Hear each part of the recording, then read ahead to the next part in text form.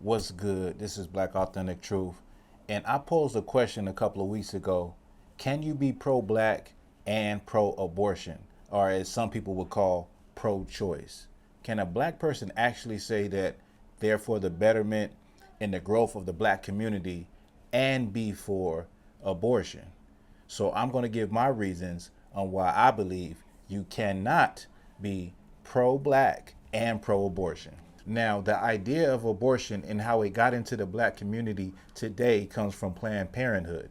Well, Planned Parenthood was formulated or founded by a woman named Margaret Sanger. Many of you probably already heard of Margaret Sanger. Now, Margaret Sanger was a woman who was a eugenicist. She went and studied under the Nazis in Germany, and she came back and implemented the methods that she had learned there. Now, Margaret Sanger was a racist, and she focused on getting rid of the weeds of society, the elderly people, people born disabled, maimed people, and of course, black people. And in order to get this in the black community, she wanted to be covert about it. So she used pastors to get the word out and used religious leaders so that people wouldn't think that they were trying to exterminate black people. By using religious leaders, black people in the black community would be at ease with the idea of aborting a child, something that a black woman would never do. Margaret Sanger felt that why would you want to bring a child into the world that's going to live a life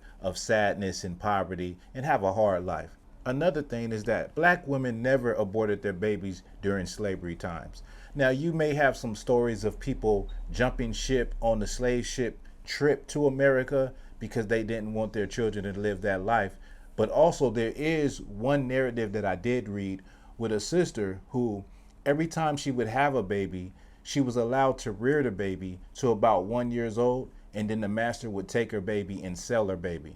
So I think about the third or fourth child, she killed the baby herself because she didn't want the master to sell her baby. And of course, the master was angry and he beat her severely. Other than that, I don't find black women during slavery times aborting their children. You have to think, this is a woman that would have her babies kidnapped from her while she's in the field and sold for alligator bait. This is a woman that have her baby snatched out her arm and sold and auctioned off to another slave master. This woman would never, ever kill her child. So who created this ideology? Well, we know that this is a European ideology of abortion. So the same people that we follow and they say it's no life in the womb, that's not a life yet.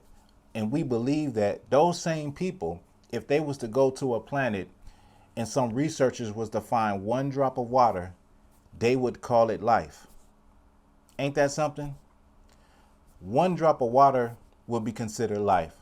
A little microscopic piece of bacteria, if they found it on another planet, would be considered life. But that little embryo, that fetus in a woman's stomach is not life.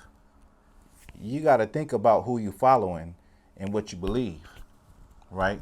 They have done studies and research that have said that those little fetuses, those embryos, when they're getting aborted, they feel pain. They feel extreme, excruciating pain when they're getting cut out or when they're being killed with chemicals. They've done studies on this and you can look it up. Remember, when the Israelites was in Egypt, Pharaoh wanted to kill the Israelites. And a crafty way that they thought to do it was to kill every male child that was born. That was like one of the first forms of abortion, covert abortion. If you think about it, with Margaret Sanger, the founder of Planned Parenthood, that basically was the plan also. Abortion was never black culture.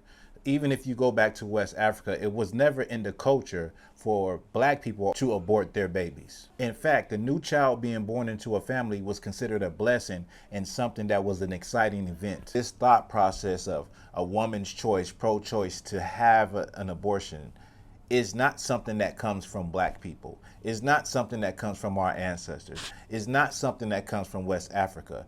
This comes from the people, the sons and daughters who once had our forefathers and mothers enslaved. And now we done took on that same thought process and thinking and philosophy about life. So we have followed this ideology to our destruction. So this is my reasoning of why you cannot be pro-abortion and pro-black because they contradict one another.